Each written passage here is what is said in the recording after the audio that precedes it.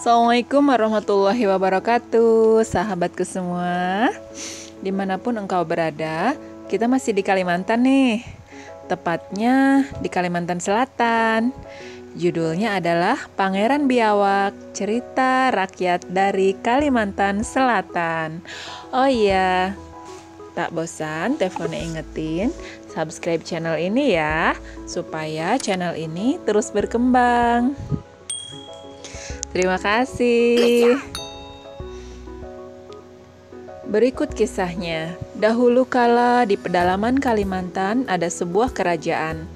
Rakyat kerajaan itu hidup dengan kemakmuran yang melimpah, tentram dan damai karena kerajaan itu diperintah oleh seorang raja yang adil dan bijaksana.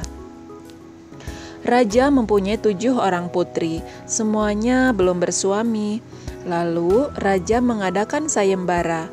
Barang siapa dapat membangun istana megah di seberang sungai, maka merekalah yang akan beroleh kesempatan menjadi menantunya. Pengumuman pun disebar ke pelosok negeri. Hasilnya luar biasa.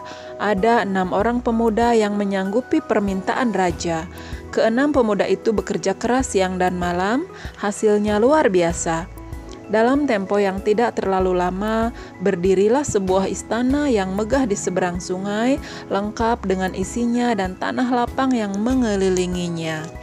Karena istana tersebut berada di seberang sungai, maka raja meminta supaya dibangun sebuah jembatan besar dan megah agar orang yang hendak menuju istana baru tidak usah menggunakan perahu, cukup berjalan kaki saja. Dan pekerjaan membuat jembatan itu harus selesai dalam waktu 1 malam. Para petugas kerajaan diperintah menyebarkan sayembara itu ke seluruh pelosok kerajaan. Namun sungguh aneh, sudah berhari-hari bahkan berminggu-minggu, belum ada seorang pun yang menyatakan sanggup mengikuti sayembara itu. Raja menjadi kecewa. Ia mengumpulkan para pejabat kerajaan. Berkatalah sang raja, "Apakah sudah habis orang sakti di kerajaan ini, sehingga tak ada yang berani mengikuti sayembara ini?" Tiba-tiba, entah dari mana datangnya, ada seorang nenek tua dan seekor biawak hadir di ruang persidangan. "Hamba meminang putri Paduka untuk anak hamba." "Apa?" teriak sang raja sangat kaget. "Benar Paduka, biarpun kami berasal dari keluarga miskin, kami sanggup mengikuti sayembara itu," kata perempuan tua itu dengan mantap. "Oh, ya tidak masalah. Sayembara ini terbuka untuk siapa saja. Kaya miskin, tampan jelek, tidak masalah. Kami tidak memandang rupa." "Benarkah Paduka tidak memandang rupa?" "Benar, ucapanku adalah jaminan. Pantang bagi raja menjilat ludah sendiri."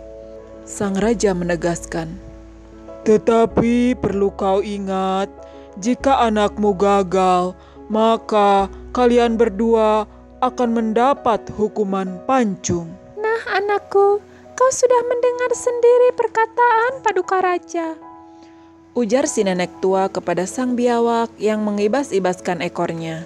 Tak disangka biawak yang diajak bicara oleh si nenek tua bisa menjawab, "Jangan khawatir ibu, saya sanggup menyelesaikan jembatan itu kurang dari 1 malam." Semua orang yang berada di ruang persidangan menjadi kaget.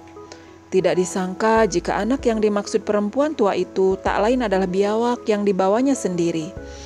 Tadinya mereka menyangka anak perempuan tua itu tinggal di rumah. Sebelum situasi berubah menjadi tidak menguntungkan, maka si nenek tua cepat-cepat berkata, "Nah Baginda sudah mendengar sendiri kesanggupan anak hamba. Sekarang hamba berdua mohon diri." Sepeninggal nenek tua dan biawaknya, raja memanggil 7 putrinya untuk diajak bermusyawarah. Masing-masing ditanya, siapakah yang bersedia dipinang oleh si biawak. 6 putri menolak mentah-mentah. Tinggal seorang yang belum menjawab, yaitu si putri bungsu. Kini sang ibu permaisuri meminta ketegasan si putri bungsu. "Bagaimana menurut pendapatmu, Nak?" "Ucapan raja pantang ditarik kembali. Demi kehormatan ayahandaku selaku raja negeri ini, Saya sanggup menerima pinangan biawak itu. Permaisuri langsung jatuh pingsan mendengar jawaban putrinya yang diucapkan dengan mantap dan tegas. Sementara keenam saudara putri bungsu merasa terheran-heran. Esok harinya semua orang terkejut. Ternyata sang biawak menepati janjinya. Ia mampu membuatkan jembatan hanya dalam tempo kurang dari 1 malam. Raja menepati janjinya pula. 7 orang putrinya yang cantik-cantik itu disandingkan di pelaminan. Keenam pasangan pengantin baru itu semuanya nampak serasi. Hanya satu yang aneh, yaitu putri bungsu yang berwajah paling cantik itu justru bersanding dengan seekor biawak. Saat malam tiba, di peraduan keenam mempelai sama-sama bercanda dengan pasangan masing-masing. Namun, di kamar putri bungsu tidak terdengar canda ria. Ketika malam semakin larut, putri bungsu semakin mengantuk. Biawak yang menjadi suaminya ditinggal begitu saja di sudut kamar. Ia segera tertidur pulas. Namun di tengah malam ketika ia terjaga, ia kaget bukan kepalang. Di sampingnya telah berbaring seorang pemuda yang sangat tampan. Ia memekik sekuat-kuatnya. Para pengawal istana segera berhamburan. Putri bungsu berlarian sembari meminta tolong agar orang asing di dalam kamarnya segera diusir. Para pengawal segera memeriksa seluruh isi kamar, namun yang mereka dapatkan hanya seekor biawak. "Ah, masa aku cuma bermimpi?" ujar putri bungsu setelah mendengar laporan penjaga istana.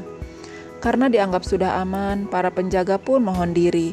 Putri bungsu masih terheran-heran. Ia yakin tidak sedang bermimpi. Ia betul-betul terjaga dari tidurnya, tapi kemana ya perginya pemuda tampan itu? Di malam ketiga, putri bungsu sengaja tidak tidur.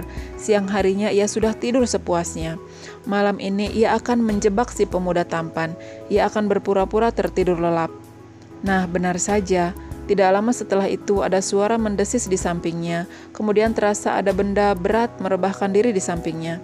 Putri bungsu segera membalik. Benar saja, pemuda asing yang 2 malam berturut-turut hadir di kamarnya kini malah makin berani mendekatinya. Dengan mata beringas, putri bungsu membentak.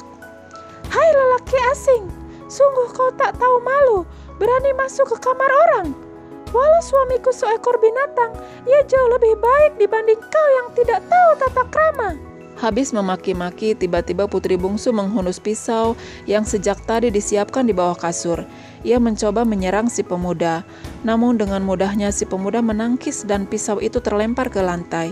Kini sang putri malah berada di dalam rangkulan ketat si pemuda tampan.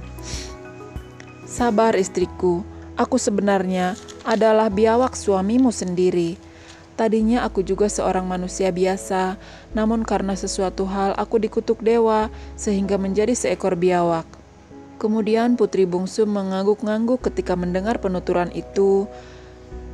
Ketika rangkulan si pemuda tadi dilepaskan, putri bungsu segera melompat ke sudut kamar. Di sana ia menemukan kulit biawak. Sarungan yang biasa dimasuki suaminya itu segera dibawa keluar istana lalu dibakar sampai hangus, musnah. Lalu ia berbalik ke kamarnya lagi. Di sana ia mendapati seorang perjaka tampan yang lagi gerah karena sarungan yang biasa ia pakai kini hangus terbakar. Selanjutnya ia pulih seperti sedia kala dengan ketampanan yang tiada tara. Keajaiban itu membuat iri keenam saudaranya. Hampir bersamaan, keenam saudaranya itu meminta suami masing-masing untuk berdagang ke negeri yang jauh. Lalu keenam saudaranya itu memelihara seekor biawak liar di dalam kamarnya. Mereka berharap ada kejadian serupa yang dialami adiknya. Tapi apa yang terjadi? Di malam pertama mereka sudah menjerit-jerit kesakitan karena tubuhnya dicakar dan digigit oleh biawak liar. Akhirnya biawak-biawak itu mereka buang ke sungai. Esok harinya mereka bersama-sama menemui adik mereka tercinta, yaitu si putri bungsu. Mereka merangkul adiknya itu dengan penuh rasa haru. Mereka sadar bahwa adiknya itu bersuamikan biawak bukan karena keinginan sendiri, melainkan demi berbakti dan menjaga kehormatan ayahandanya.